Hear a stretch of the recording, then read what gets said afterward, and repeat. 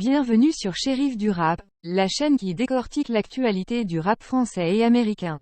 Ici, nous sommes passionnés par la culture hip-hop et avons à cœur de vous tenir informés des dernières sorties, des collaborations les plus en vogue, des feux qui animent la scène rap et bien plus encore. Que vous soyez un adepte du rap hexagonal ou que vous suiviez de près les tendances d'outre-Atlantique, vous trouverez sur notre chaîne des analyses détaillées, des interviews exclusives et des discussions animées sur les artistes qui font vibrer le monde du rap aujourd'hui. Attachez vos ceintures et préparez-vous à vivre une immersion totale dans cet univers aussi riche que passionnant. Alors, abonnez-vous dès maintenant à Shérif du Rap et rejoignez-nous pour décrypter ensemble tout ce qui fait vibrer la planète rap.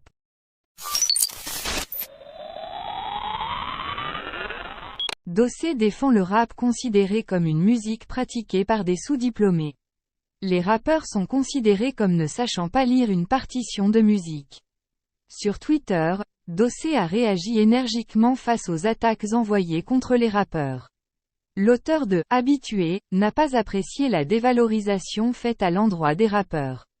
Tout est parti d'un utilisateur de Twitter qui a qualifié les rappeurs de sous-diplômés. Le rap est l'une des seules musiques de musiciens qui ne savent pas lire une partition à 99%. Pratiquée par 99% de personnes sous-diplômées, mais on stream quand même, comme un épisode des Simpsons @imjustbaloo. Ton monde est un monde optionnel à l'humanité tranquille. La réaction de Dossé n'a pas du tout apprécié cette sous-valorisation et il s'est exprimé à travers divers tweets. Quel tweet de merde. Y a tellement d'arguments pour détruire un par un les débilités que tu déblatères, de quoi en faire un mini-EP entier. Et quand on fait du mépris de classe comme tu le fais, faut au moins avoir l'obligeance de ne pas faire de faute d'orthographe. A dit Dossé pour planter le décor. Par la suite, Dossé montre qu'il existe des rappeurs qui font de leur musique un véritable art. Plus qualitatif tout simplement. Il y a des mecs qui ont des vraies démarches artistiques, sont de vrais passionnés et proposent réellement des choses fortes, que c'est injuste de réduire toute cette musique à ceux qui la pratiquent juste pour faire un braquage.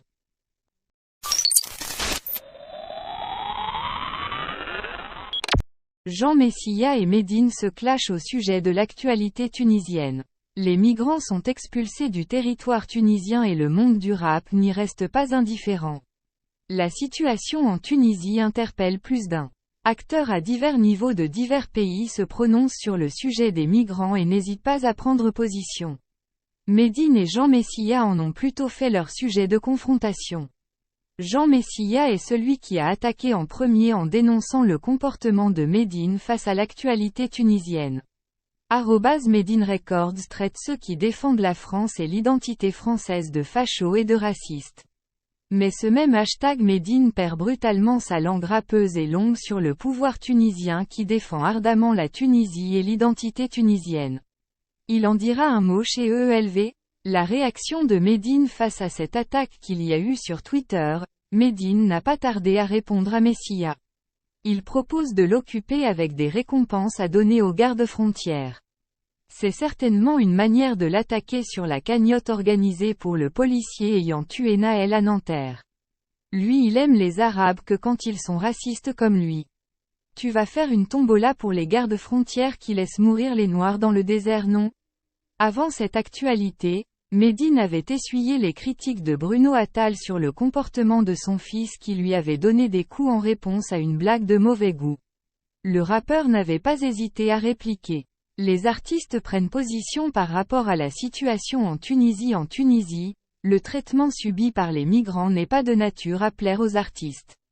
C'est d'abord Gims qui a annulé sa prestation du 11 août dans le pays en protestation aux « traitements inhumains » subis par les migrants.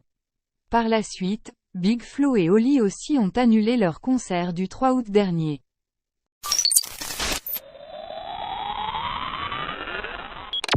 Le peuple a gagné. Booba exprimait sa satisfaction face à la loi sur les influenceurs. Dans un engagement qui dure depuis plusieurs mois, Booba s'est prononcé sur son combat contre ce qu'il appelle les influvoleurs. Il est devenu, en quelque temps, la figure de proue de la lutte contre les abus des influenceurs sur les médias sociaux. Porté par une communauté fidèle et puissante, le rappeur a embrassé cette cause avec conviction. Son combat a finalement porté ses fruits avec la promulgation, en juin dernier, d'une loi spécifique visant à réguler les influenceurs. Booba considère cette avancée législative comme une victoire quasi acquise dans son affrontement contre les influenceurs. De plus, il affiche une confiance certaine dans son opposition face à Magali Berda. Moi, j'estime que le peuple a gagné, j'étais juste un intermédiaire. Je ne connaissais pas leurs pratiques frauduleuses, ça m'est un peu tombé dessus.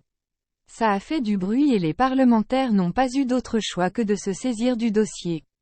Témoigne Booba pour le Dauphiné libéré. Booba, j'ai hâte de me retrouver devant les autorités. Le rappeur a été questionné par le Dauphiné libéré concernant l'enquête judiciaire qui a été ouverte à son encontre. Il est accusé de harcèlement en ligne, de menaces de mort et de divulgation de données personnelles envers l'agent Magali Berda, qui est elle-même devenue le symbole des problèmes liés aux influenceurs. J'ai hâte de me retrouver devant les autorités et de pouvoir m'exprimer. Qu'on se rende compte que tout ça est ridicule et que tout est faux, affirme-t-il.